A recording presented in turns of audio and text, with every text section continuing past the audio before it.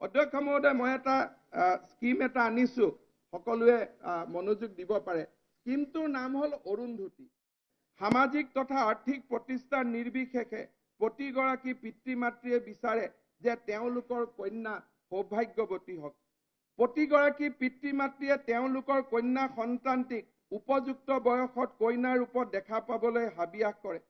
বিবাহৰ পাত্ৰী হৈ যিদিনাখন এগৰাকী কন্যা সন্তানে আপোন ঘৰখন এৰি থৈ নিজক এখন ঘৰ কৰিবলৈ ওলাই যায়, সেইদিনা পাত্ৰীৰ সৈতে কেইপদমান সোণৰ গহনা আশীৰ্বাদ চিনস্বৰূপে দিয়াটো অসমীয়া সমাজৰ শতিকাজোৰা পৰম্পৰা।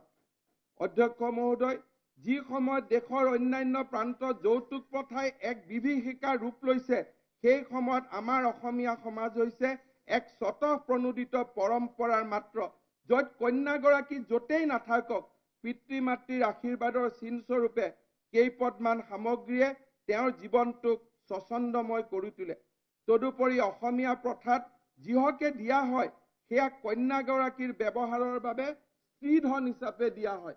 এইটো স্বামীয়ে নাপায়, it continue to be the স্ত্ৰীধন।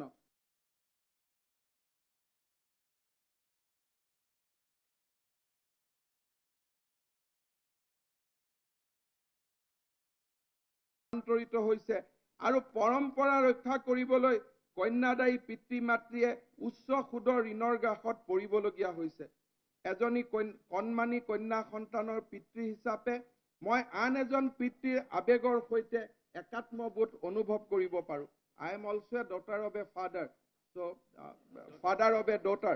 So I can feel আমি বেলেগ বেলেগ আমাৰ মোৰ আন দেউতাকসকলৰ আবেগটো আমি অনুভৱ কৰিব পাৰোঁ।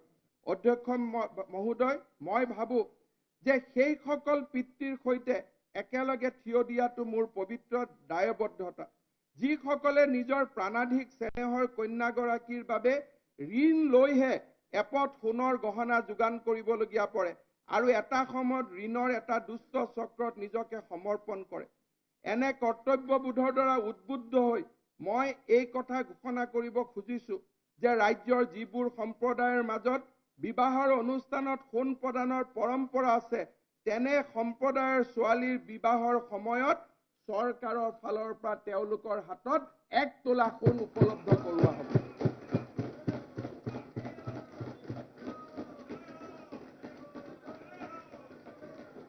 Cost of per tola will be 34,000 আৰু ইয়াত কাকো বাদ নিদিও। কোনোবাই খালি যিকোনো সম্প্ৰদায়ে যদি কয় যে মোৰ সম্প্ৰদায়ত এইটো আছে, they will be eligible, Hindu, মুছলমান, খ্ৰীষ্টান, যোনে কওক, খালি he has to declare যে yes, মোৰ সম্প্ৰদায়ত এইটো পৰম্পৰা আছে। অধ্যক্ষ মহোদয়, এই আঁচনিখনৰ সুবিধা গ্ৰহণ কৰিবলৈ বিশেষ বিবাহ 1954 অধীনত কন্যাগৰাকীক পঞ্জীয়ন কৰাব লাগিব। তাৰমানে ছ'চিয়েল মেৰেজৰ আগত এখন ৰেজিষ্টাৰ্ড মেৰেজ কৰাব লাগিব, য'ত আমি কোনো ফিজ নলওঁ, বা ছ'চিয়েল মেৰেজৰ পিছতো যদি ৰেজিষ্টাৰ্ড বিয়া কৰায়, ৰেজিষ্টাৰ্ড বিয়া হোৱা দিনাখনেই এই 1 তোলা সোণা আমি তুলি দিম। যদি কোনোবাই ভাবে যে বিয়াৰ দিনাখন আমাক সোণটো লাগিব, ৰেজিষ্ট্ৰেশ্যনটো আগতে কৰিব, আৰু কোনোবাই যদি ভাবে বিয়া হৈ যাওক মই পিছত ৰেজিষ্ট্ৰেশ্যন কৰিম, পিছত সোণটো ল'ব। অধ্যক্ষ মহোদয়,